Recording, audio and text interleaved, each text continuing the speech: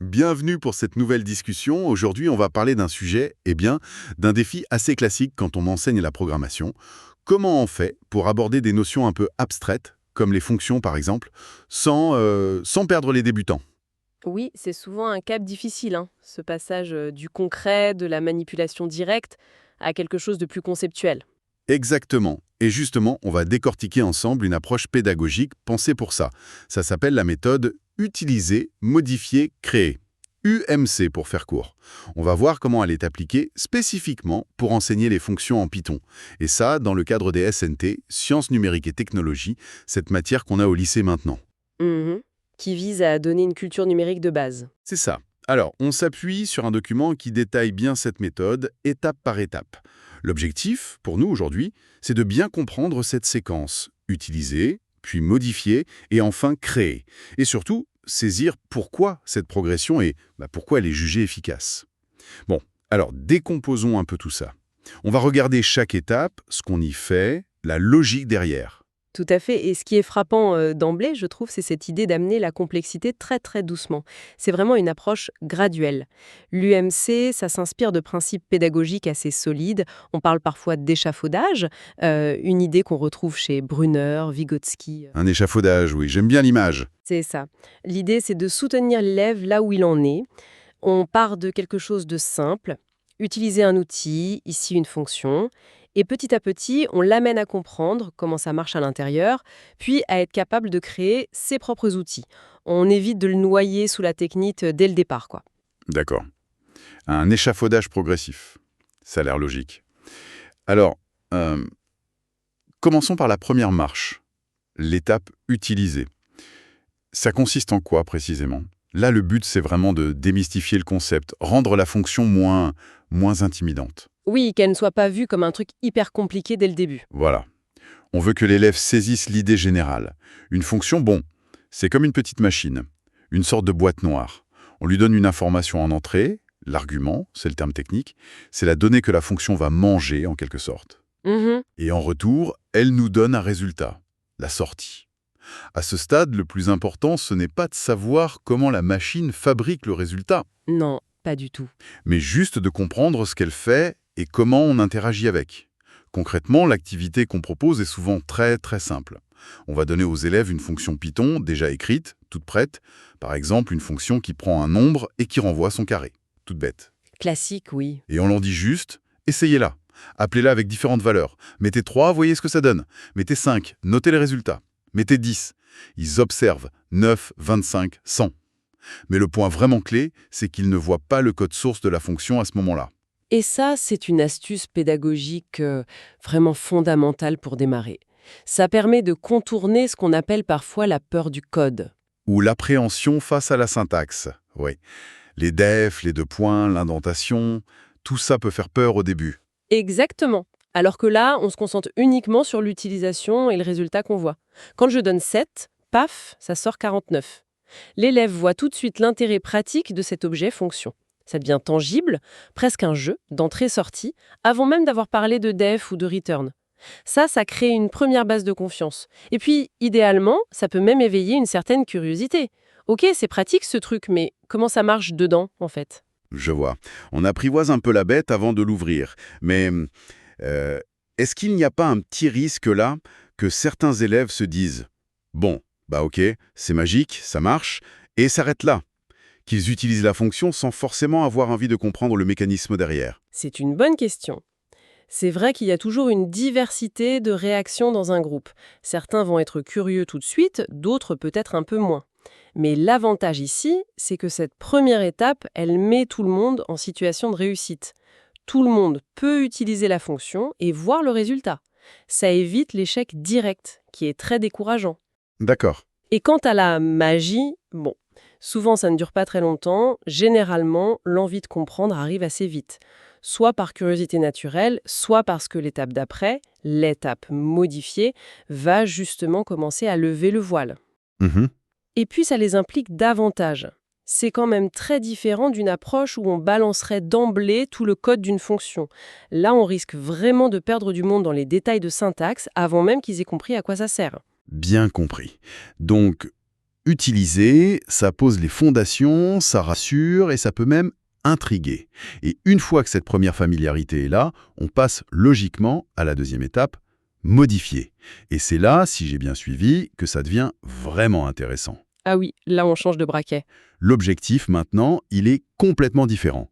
On veut que les élèves commencent à piger comment elle fonctionne, cette fameuse boîte noire. On soulève le capot, quoi. C'est ça. On met un peu les mains dedans. L'idée, c'est de les faire explorer le mécanisme interne. Mais pas en lisant une doc technique, en manipulant le code, mais de façon guidée. L'activité type, elle s'enchaîne bien avec la précédente. On reprend la fonction carré, sauf que cette fois, on montre le code source aux élèves. Ils voient la structure, le def non-fonction argument, l'indentation, la ligne de calcul, le return résultat. La totale. Voilà. Et la tâche qu'on leur donne, c'est de modifier légèrement ce code pour que la fonction fasse autre chose. Par exemple, OK, maintenant, modifiez-la pour qu'elle calcule le cube du nombre, pas le carré. On peut même leur dire, c'est cette ligne-là qu'il faut changer.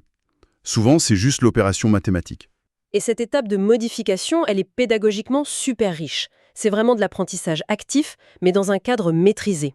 Une expérimentation contrôlée, en changeant juste une petite partie d'un code qui marche, par exemple, remplacer nombre par nombre, l'élève voit immédiatement l'impact de ce qu'il a fait. Ah oui, direct. Et c'est là qu'il commence à comprendre concrètement à quoi sert chaque morceau. Le mot def qui dit « attention, je définis une fonction ». Le nom de la fonction, pourquoi il est important. Les parenthèses pour mettre l'argument, l'entrée. Le corps de la fonction, là où ça calcule, et surtout cette instruction return qui dit ce que la fonction doit renvoyer, la sortie. Ce n'est plus juste utiliser, c'est commencer à voir le lien de cause à effet. J'écris ça, ça fait ça. C'est une sorte de d'ingénierie inversée, mais très guidée. On démonte pas tout, on change juste une pièce pour voir. Mais là, on touche au code, le vrai code. Est-ce qu'il n'y a pas le risque de tout casser, de faire des erreurs de syntaxe, de se retrouver bloqué et peut-être de se décourager? Ah, c'est un point essentiel ça. Le risque d'erreur, il existe, bien sûr. Et d'ailleurs, faire des erreurs, ça fait partie de l'apprentissage en programmation. Faut être clair là-dessus. C'est sûr. Mais l'avantage de l'étape modifiée, c'est que le cadre est hyper limité. On ne demande pas à l'élève d'écrire 15 lignes de code d'un coup. Juste de changer un ou deux trucs dans une structure qui existait déjà et qui fonctionne.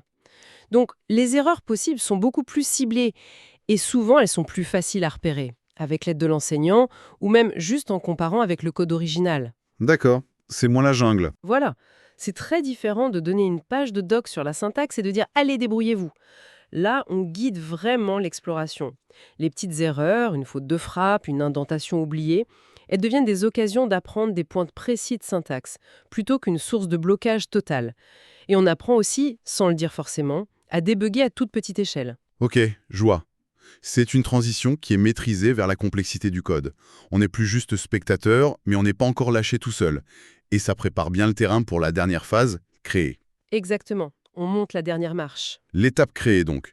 C'est l'aboutissement de ce cycle d'apprentissage sur les fonctions. L'objectif, là, il est clair, c'est de vérifier que l'élève est capable, maintenant, de concevoir et d'écrire sa propre fonction, de A à Z, pour résoudre un problème donné. C'est le test final, en quelque sorte. Est-ce que le concept est vraiment intégré ? Et pour l'activité, typiquement, on va proposer un petit défi. Un petit problème à résoudre en créant une fonction toute neuve. Par exemple, écrivez une fonction qui prend 2 nombres en argument et qui renvoie 4 choses. Leur somme, leur différence, leur produit et leur quotient. Là, l'élève doit non seulement écrire le code, mais aussi réfléchir à la structure. Quel nom je donne à ma fonction, combien d'arguments il me faut, comment je calcule les 4 valeurs. Et comment je les renvoie, ces 4 valeurs ? Souvent, en Python, on va utiliser une structure comme un tuple ou une liste pour ça. Voilà. Et c'est là qu'on voit vraiment si l'apprentissage a été profond. Créer sa propre fonction, ça demande de mobiliser tout ce qui a été vu avant. Comprendre le besoin d'abord, c'est quoi le but de la fonction ? Définir l'interface, nom, argument d'entrée, ici 2 nombres. Implémenter la logique à l'intérieur, les 4 opérations. Gérer la sortie, comment je renvoie les 4 résultats avec return. Et bien sûr, respecter toute la syntaxe, la structure, def, l'indentation. C'est un vrai exercice de synthèse. Oui, tout à fait. Et au-delà de juste voir si le code marche, on peut commencer à regarder la qualité. Est-ce que le nom de la fonction est clair? Est-ce que le code est lisible? C'est vraiment le passage, comme le dit le document source d'ailleurs, du statut de consommateur d'outils. Qu'on était dans les étapes utilisées et modifiées. Exactement, à celui de créateur d'outils. Et ça, c'est une étape importante en termes d'autonomie, de capacité à attaquer des problèmes nouveaux. Ce passage de consommateur à créateur, c'est une belle image, c'est vrai. Mais ce saut-là, passer de modifier une ligne à créer une fonction entière, même une fonction simple, ça peut paraître un grand pas, non? Est-ce que tous les élèves le franchissent facilement, ce pas? Est-ce que ce modèle UMC est assez souple pour s'adapter aux différents rythmes? Ah, mais c'est une excellente remarque. Non, bien sûr que non, tout le monde n'arrive pas à l'étape créée avec la même facilité, ni à la même vitesse, c'est tout à fait normal, mais la beauté de cette structure UMC, je trouve, c'est justement qu'elle permet cette différenciation pédagogique. Ah oui. Comment? D'accord. Un élève qui a besoin de plus de temps, il peut rester plus longtemps sur l'étape modifiée. Essayez peut-être plusieurs petites modifications sur différentes fonctions pour bien sentir les mécanismes avant de se lancer dans la création pure.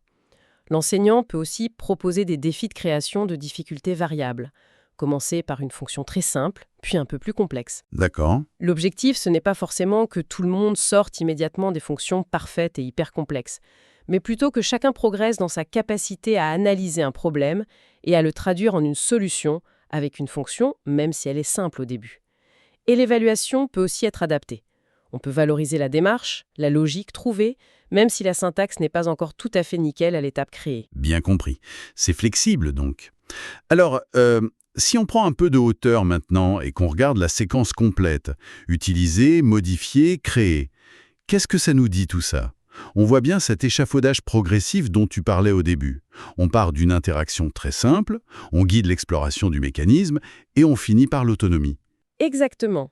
On dirait une approche qui construit la compétence, mais aussi la confiance, petit à petit, palier par palier. C'est tout à fait ça. La logique pédagogique derrière est très cohérente.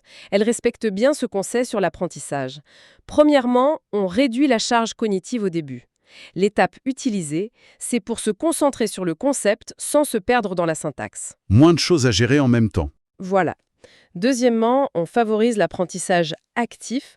L'étape modifiée, elle, engage l'élève. Il fait, il teste, il voit ce qui se passe. Il n'est pas passif. Et troisièmement, on vise l'autonomie et le transfert. L'étape créée, elle pousse à réutiliser ce qu'on a compris dans un nouveau contexte. Et ça, c'est clé pour un apprentissage qui dure. Cette progression du concret vers l'abstrait, du passif à l'actif, puis au créatif, elle est vraiment pensée pour minimiser l'anxiété qu'on peut ressentir face à la programmation et pour ancrer la compréhension sur des bases solides. C'est une alternative structurée qui est intéressante par rapport à d'autres façons de faire, le cours magistral classique suivi d'exercices parfois un peu déconnectés, ou à l'inverse, l'apprentissage par projet totalement libre qui peut laisser certains élèves un peu perdus. UMC, c'est une sorte de voie médiane structurante. Est-ce qu'on pourrait lui trouver des limites à cette approche UMC? Est-ce qu'elle marche pour tous les concepts en programmation, par exemple? C'est une bonne question, ça.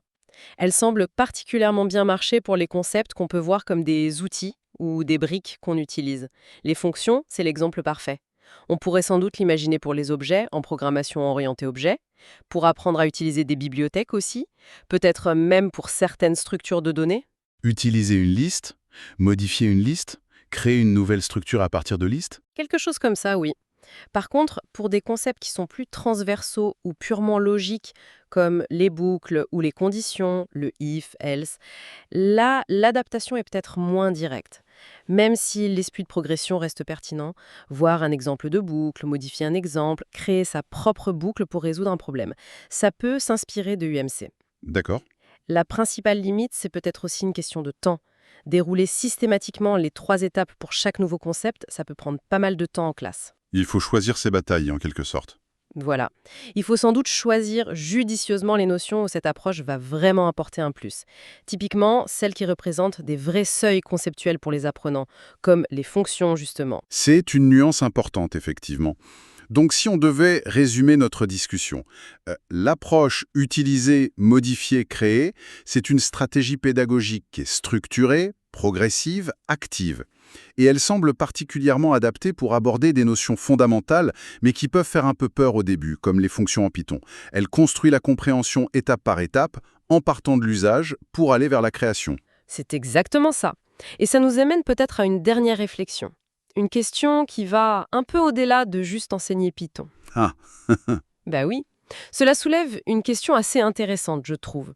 Jusqu'à quel point cette philosophie utiliser, modifier, créer, elle ne pourrait pas nous inspirer pour apprendre d'autres choses complexes? Prenons l'apprentissage d'un instrument de musique. Est-ce qu'on ne commence pas souvent par jouer des morceaux simples écrits par d'autres? Ça, c'est utiliser. Ouais, les premières études, les petits morceaux faciles. Puis, on commence à varier un peu le rythme, l'interprétation, à improviser un tout petit peu sur la structure. C'est modifier.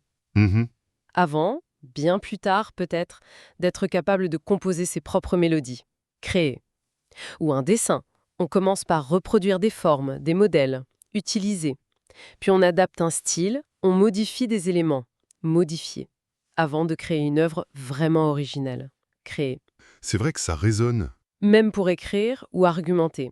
On analyse des textes modèles. Utiliser. On essaye d'en modifier la structure, les arguments. Modifier. Avant de pouvoir rédiger ses propres essais, ses propres argumentations. Créer. Cette séquence UMC, elle touche peut-être à quelque chose d'assez universel dans la manière dont on maîtrise une compétence complexe, qu'elle soit technique, artistique, intellectuelle. C'est une piste de réflexion, je crois. Une perspective très intéressante qui élargit effectivement le débat. Sur quelles compétences complexes on aimerait tester cette approche UMC? Voilà de quoi réfléchir. C'est la fin de notre discussion pour aujourd'hui. Merci de nous avoir suivis